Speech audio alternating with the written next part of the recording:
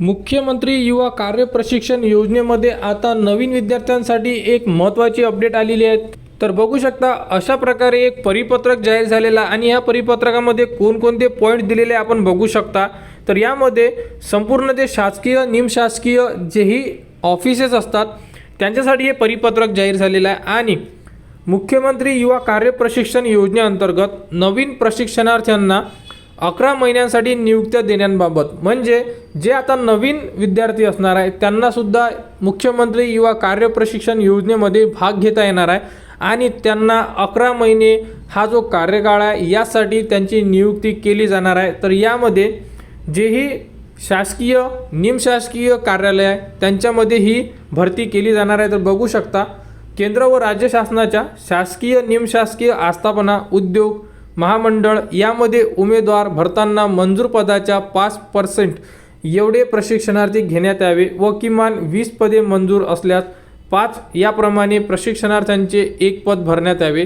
यामध्ये जो विद्यार्थी संख्या आहे त्याबद्दलची संपूर्ण माहिती यामध्ये देण्यात आलेली आहे आणि सदर योजनेबाबतची सर्व जी माहिती असणार आहे ही विद्यार्थ्यांना ऑनलाईन असल्याने मुख्यमंत्री युवा कार्य प्रशिक्षण योजनेच्या जी साईट आहे ही साईट तुम्हाला व्हिडिओच्या डिस्क्रिप्शनमध्ये देण्यात येणार। या पोर्टलवर आस्थापनेने आपली नोंदणी करून वरील सर्व शासन निर्णयातील सूचनांचे पालन करून सर्व प्रक्रिया ऑनलाईन करणे अनिवार्य आहे।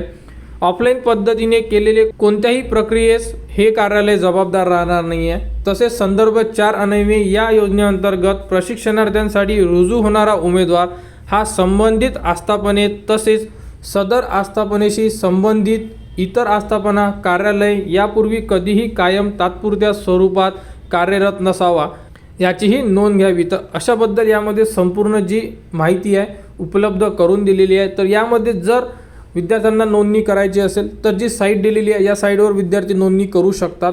स्टार्टिंगला ज्या आस्थापना आहे त्यांना नोंदणी करायची आहे, त्यांच्या ऑफिसला जेवढेही जागा असेल ते त्यावरती नमूद करतील आणि त्यानंतर विद्यार्थी नोंदणी करू शकणार आहे। तर आता नवीन विद्यार्थ्यांना अशाबद्दलची एक नवीन माहिती उपलब्ध झालेली आहे। तर अशा प्रकारे संपूर्ण जिल्ह्यांमध्ये आता नवीन विद्यार्थी नोंदणी ही सुरू होणार आहे आणि विद्यार्थीसुद्धा आता नवीन जर त्यांना शासकीय निमशासकीय किंवा जेही महामंडळ आहे यामध्ये जर प्रशिक्षण घ्यायचे असेल 11 महिन्यांसाठी तर तुम्ही यामध्ये नोंदणी करू शकता। तर यापुढील जेही अपडेट येईल ती तुम्हाला आपल्या चॅनलवर देण्यात येणार। त्यासाठी आपल्या चॅनलच्या कनेक्टमध्ये राहा, चॅनलला सबस्क्राईब करा व हा व्हिडिओ इतरांपर्यंत शेअर करा।